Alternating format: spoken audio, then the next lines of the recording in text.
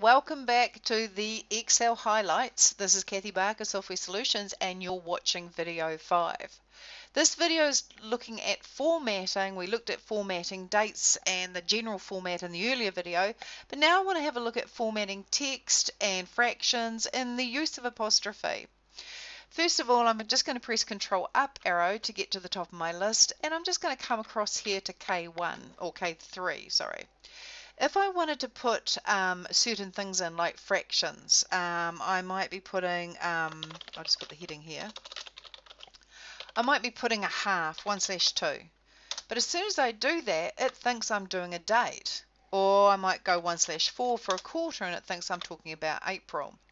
If you want to format and work with fractions, I'm just going to delete what I've got there. I'm just going to select column K by clicking on the K at the top, and I'm going to change the general format to fractions or fraction.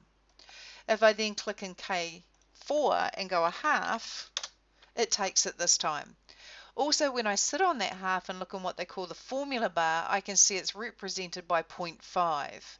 Underneath that, if I go a quarter, that is then represented by 0.25 and 3/4 and maybe 1/8, which is 0.125.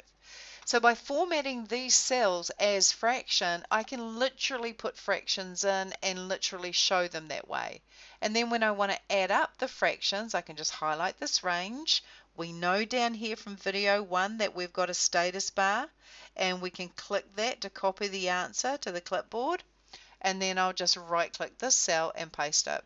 And there's the answer there. 1 5/8 is the answer to the sum of those fractions.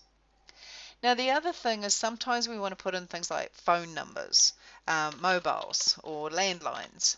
And as soon as we go 027 285 2389, it drops the O because it thinks it's doing you a favor and it thinks that you want a number.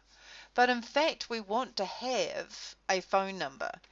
Now if it's just a one-off situation, put a single quote or an apostrophe and then type the phone number.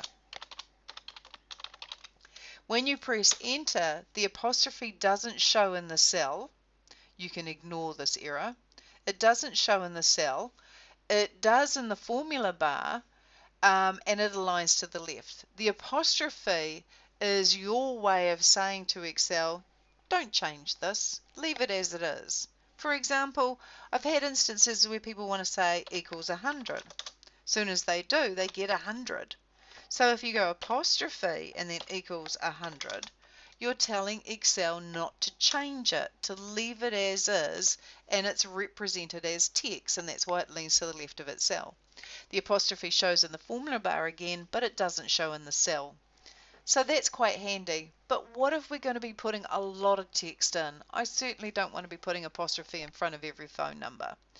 In that case, I might just delete what we've got here, select the whole of column L, and instead of having the general format, which we talked about in the earlier video, video 4, I'm going to hit this drop down and say, no, I want text.